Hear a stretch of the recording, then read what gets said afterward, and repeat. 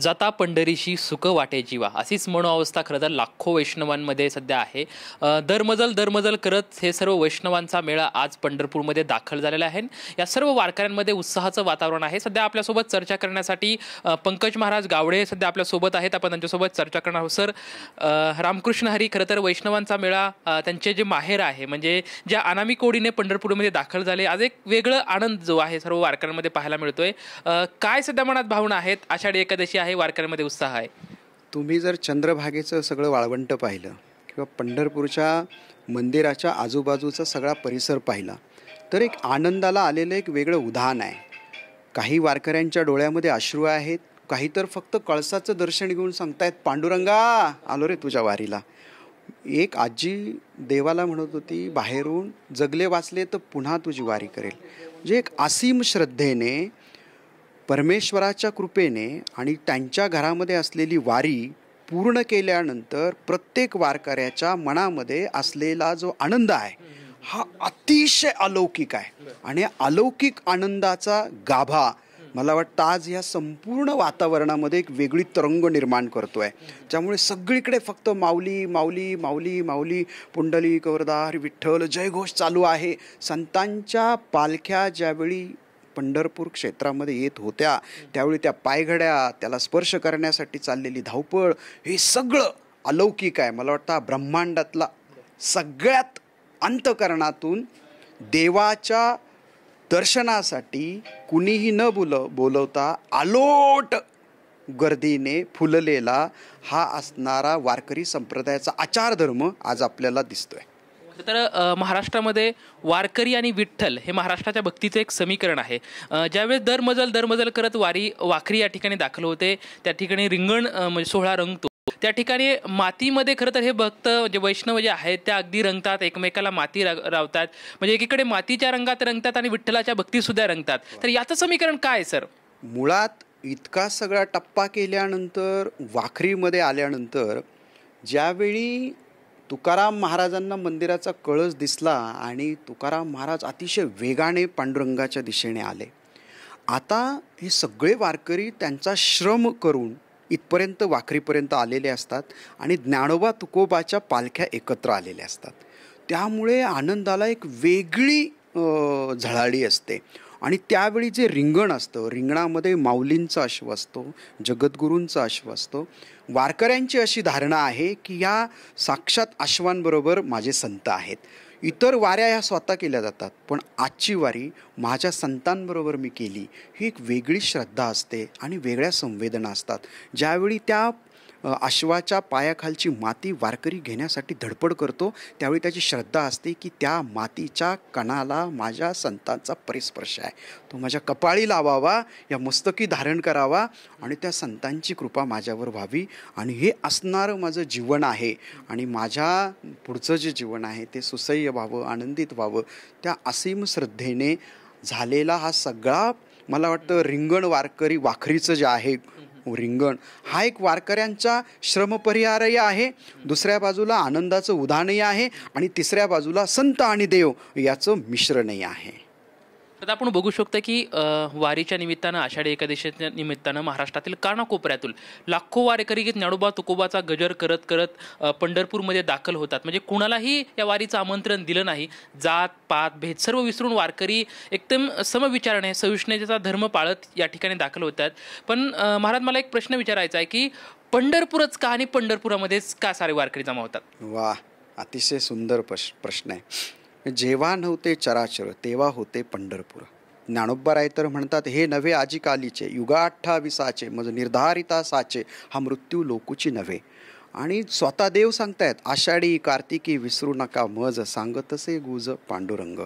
स्वतः पांडुरंग भक्ताची वाट पाहतोय। या संपूर्ण पृथ्वीवर असा एक देव आहे, तो स्वतः कृपाळू तातडी उतावीळ, वाट पाहे उभा भक्तांची आवडी। कृपाळू तातडी उतावीळ, तो वाट पाहणारा, भक्तांची वाट पाहणारा एकमेव देव आहे। आणि या देवाचं एक वैशिष्ट्य आहे, ते वैशिष्ट्य मला तुम्हाला सांगायला आवडेल। ब्रह्मांडामध्ये जितके काही विष्णूचे अवतार आहेत वेगवेगळ्या ठिकाणी, त्यातला हा पांडुरंग अवतार म्हणणार नाही मी, परंतु हा पांडुरंग आमचा जो देव आहे, हा आमचा विठोबा आहे। म्हणजे ज्याची आई जाते तो त्या देवामध्ये विठाई पाहतो, ज्याचा बाप गेलेला असतो त्या देवामध्ये आपला बाप विठोबा पाहतो.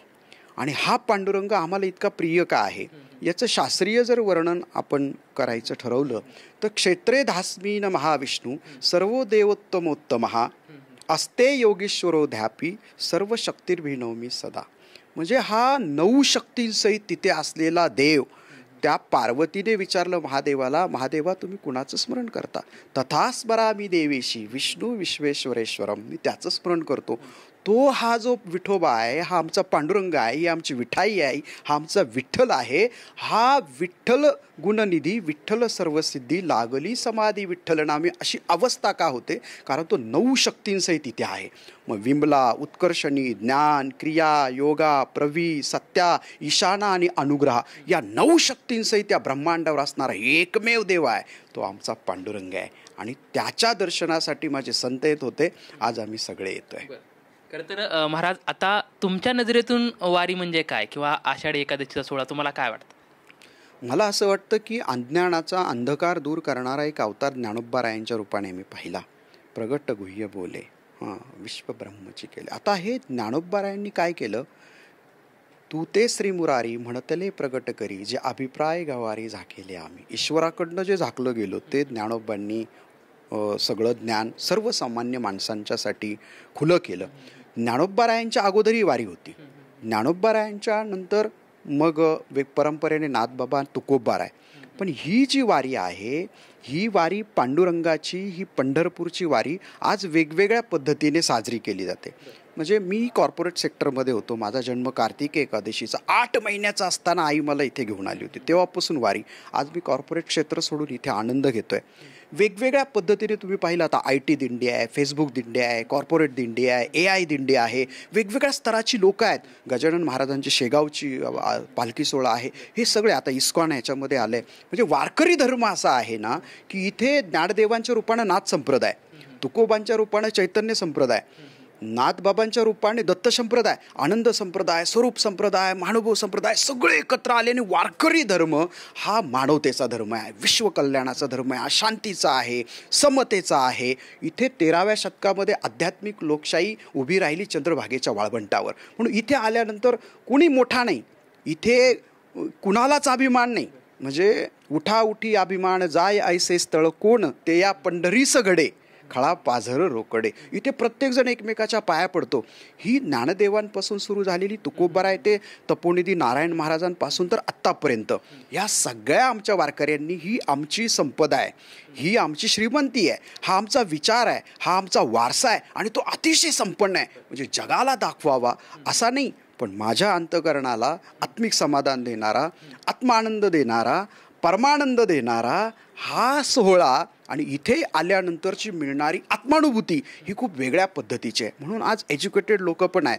पूर्वी वारकऱ्यांकडे पाहायचा दृष्टिकोन वेगळा होता, पण आज वेगळा आहे. आज महाराष्ट्र शासन याच्यामध्ये आहे, वेगवेगळ्या NGOज याच्यामध्ये आहेत, देहू संस्थान आहे, आळंदी संस्थान आहे, वेगवेगळी संस्थान आहेत. सगळे तुमच्यासारखी लोक आहेत.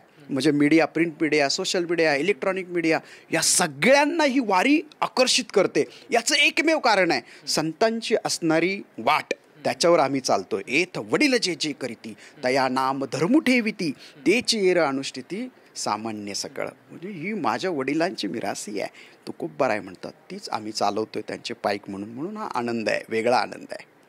विष्णुमय जग वैष्णवांचा धर्म, भेदाभेद भ्रम अमंगळ, असं संतांनी सांगितले. खरं तर वारीमध्ये जात पात धर्म सर्व विसरून, म्हणजे जे दुःखाला बाजूला सारी ती म्हणजे वारी, याची अनुभूती खरं तर महाराष्ट्रातला लाखो वारकरी घेतोय. आता सध्या खरं तर आपण बघतोय की वाळवंटामध्ये चंद्रभागा अगदी तुडुंब झालेली, म्हणजे वारकऱ्यांमुळे आपण बघू शकतो की वारी हा एक आत्मिक आनंद देणारा सोहळा आहे. सर, आता खरं तर या वारीमध्ये तरुणांनी, जसं तुम्ही म्हटलात की तर नव्या पिढीने यायला पाहिजे, कारण की खूप नवं जगणं कसं शिकवते हे वारी शिकवते.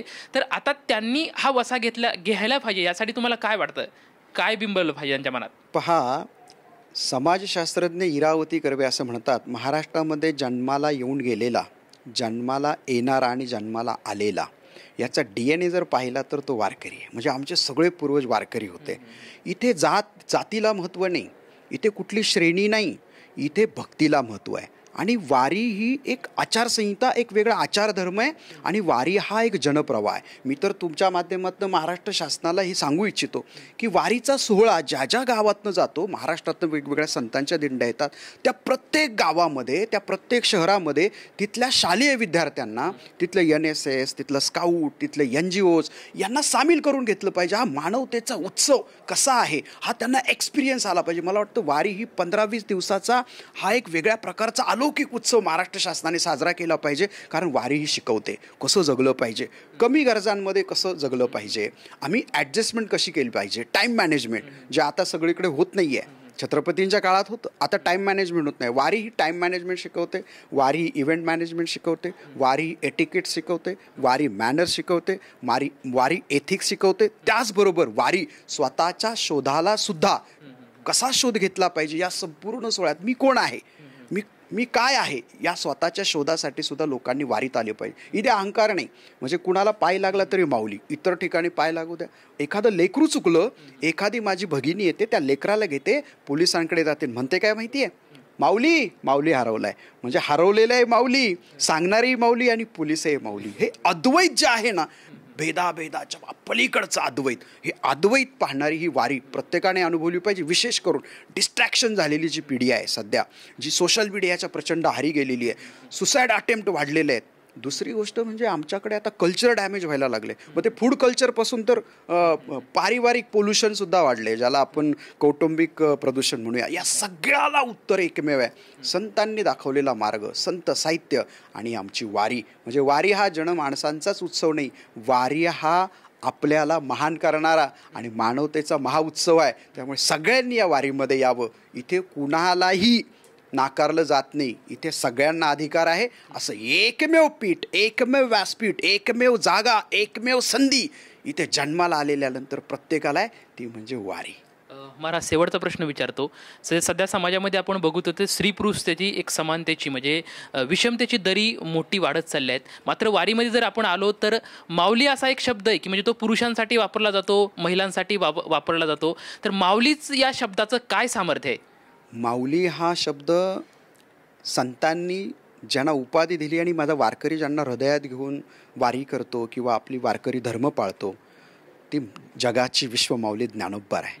ज्ञानोबारायांचं पहा, ते विष्णूचे अवतार आहे असं म्हटलं जातं, पण हे की विष्णूचा अवतार आहे कृष्ण भगवान, जो काय करतो, शत्रूंचा संहार केला पाहिजे असं म्हणतो. परित्राणाय साधूना विनाशाय दुष्कृताम. मग ते तुम्हाला माहिती आहे. पण ज्ञानदेव काय, दुरितांचे तिमिर जाओ, खळांची व्यंकटी सांडव, ईश्वरनिष्ठांची मांदेआळीची भाषी करतात, जो जे वांछेल तो ते लाव असं म्हणतात. हे माऊलींचं हृदय.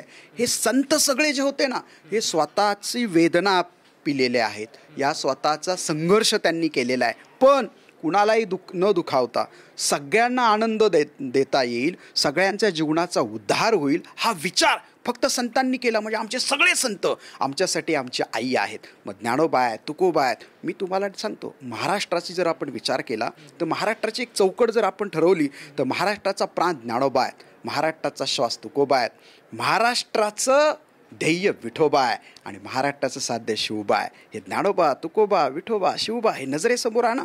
या सगळ्यांकडे पाहिल्यानंतर आमच्या अंतःकरणाला पाझर फुटतो. त्यांचं नाव घेतल्यानंतर स्पंदनं निर्माण होतात आणि आपोआप जय निघतो. याचं कारण आहे, जितकं प्रेम आम्ही आमच्या आईवर करावं तितकंच प्रेम आजही माझा वारकरी संतांवर करतो, त्या ईश्वरावर करतो. म्हणून माऊली हा शब्द हा एक वेगळ्या प्रकारच्या संवेदनेचा आहे. मी कन्या सासुऱ्यासी जाय, मागे परतोनी पाहे, अशी अवस्था संतांना सुद्धा देवाकडून जाताना होते.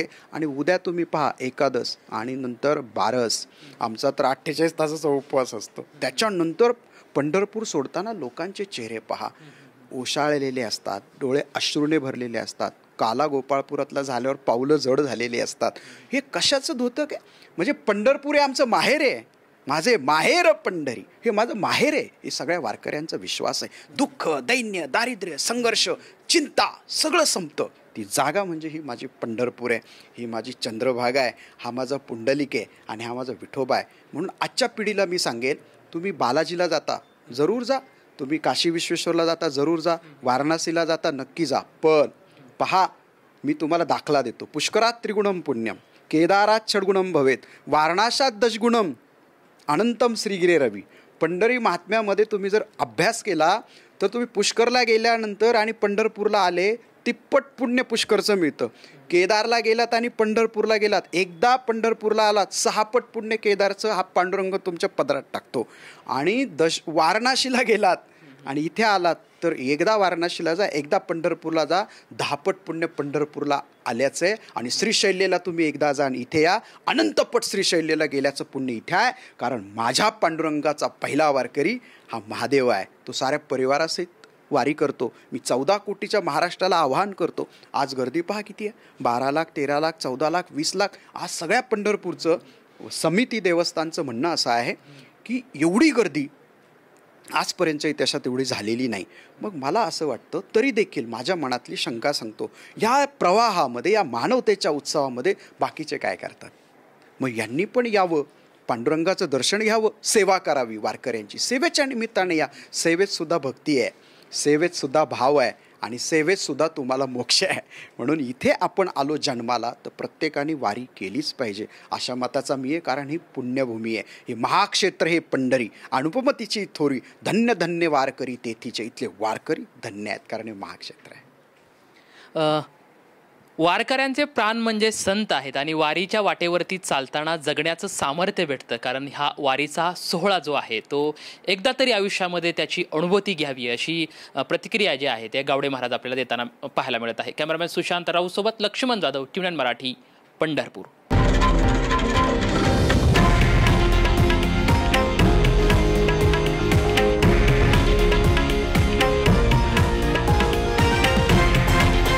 हे आहे देशातील नंबर 1 न्यूज नेटवर्क आणि आपण पाहत आहात TV9 मराठी, एकमेव.